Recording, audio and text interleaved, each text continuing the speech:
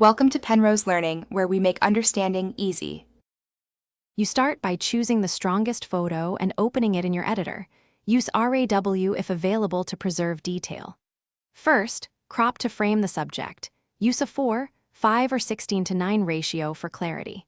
Then set white balance to remove color casts, adjust exposure to place midtones where you want them, and recover highlights and shadows so detail is visible.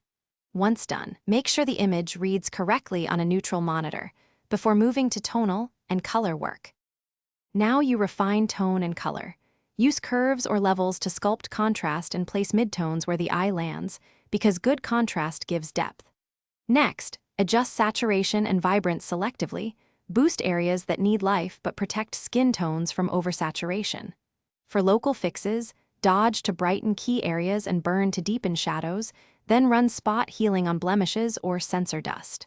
Finally, apply selective sharpening only to the subject to preserve smooth backgrounds. This keeps the image natural and focused. Finish by exporting at the right size and format, JPEG for web, TIFF for print or further edits. Choose appropriate quality settings. Apply final subtle global sharpening and noise reduction based on output size so the image stays crisp without artifacts.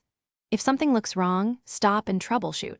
Recalibrate your monitor if colors shift, or reset white balance and reevaluate exposure and curves. One key tip: if hues or skin tones feel odd, revert the color step and make smaller, more deliberate adjustments rather than large jumps. Thanks for watching. If this was helpful, leave a like and consider subscribing. See you next time.